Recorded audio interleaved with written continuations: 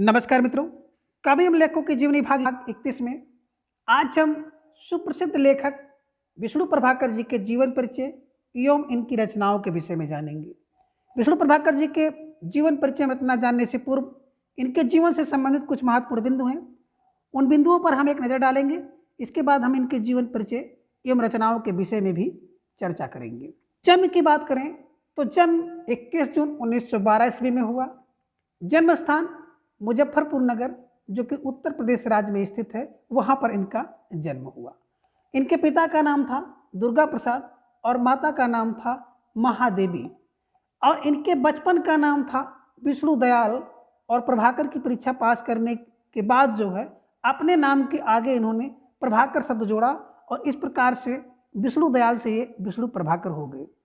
प्रथम एकांकी की बात करें तो हत्या के बाद इनकी प्रथम एकांकी है और आर्य समाज तथा महात्मा गांधी जी के जीवन दर्शन का इनके ऊपर बहुत गहरा प्रभाव था। जीवन परिचय। विष्णु प्रभाकर जी का जन्म 21 जून 1912 ईस्वी को उत्तर प्रदेश राज्य के मुजफ्फरपुर जिले में स्थित मीरापुर नामक गांव में हुआ था और उनकी प्रारंभिक शिक्षा गांव की पाठशाला में ही हुई।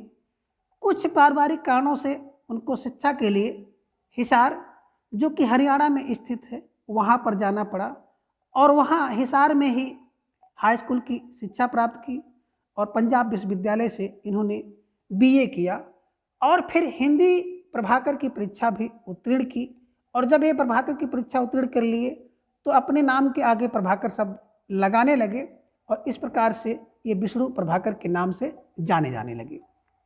शिक्षा समाप्त करने के पश्चात वे हिसार में ही सरकारी सेवा में आ गए और सरकारी नौकरी के समय ही वे साहित्य के अध्ययन एवं लेखन में संलग्न रहे।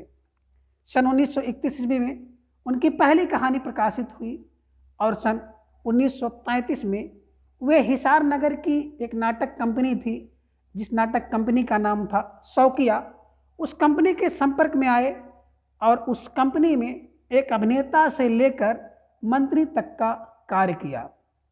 सन 1938 ईस्वी में हंस का एकांकी विशेषांक प्रकाशित हुआ और उसे पढ़ने के उपरांत कुछ मित्रों की प्रेरणा से उन्होंने 1939 ईस्वी में प्रथम एकांकी लिखा, जिसका शीर्षक था हत्या के बाद।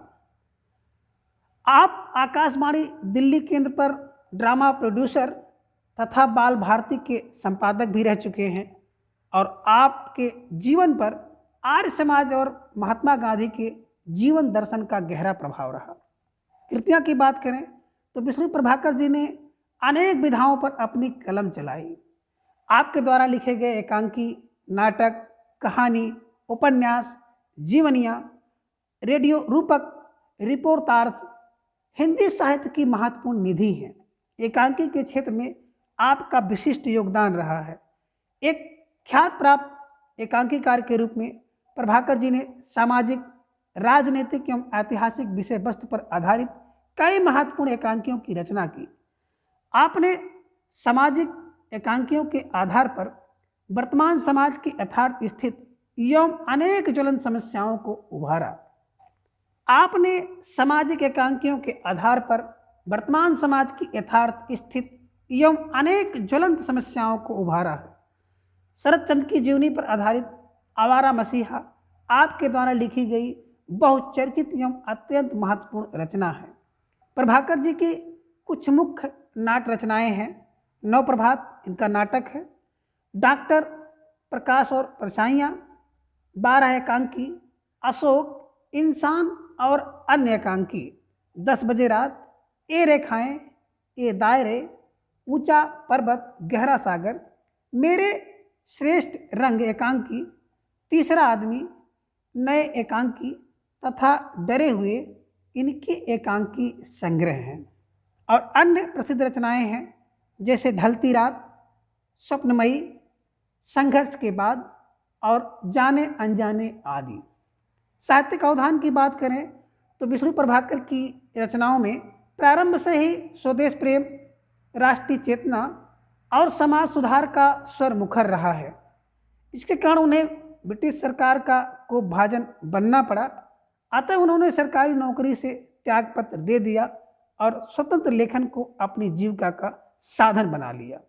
विष्णु प्रभाकर जी ने एकांकी और रेडियो रूपक के अतिरिक्त कहानी, उपन्यास, रिपोर्टाज आदि विधाओं में भी पर्याप्त मात्रा में लिखा है और इनकी एकांकियों में पात्रों का चरित्र चित्रण मनोवैज्ञानिक आधार पर किया गया है और एकांकियों की कथा वस्तु घटनापरक, गतिशील व प्राणवान है। वाक्य विन्यास अत्यंत सरल एवं बोधगम्य है और संवाद की बात करें तो संवाद छोटे हैं, प्रभावपूर्ण हैं एवं प्रसंगानुकूल हैं। आपने अधिकांश एकांकियों की रचना रेडियो रूपक के रूप में की है। तो आज की इस वीडियो में बस इतना। अगले वीडियो में फिर हम लोग किसी एक नए लेखक के जीवन परिचय रचना के विषय में जानेंगे। धन्यवाद।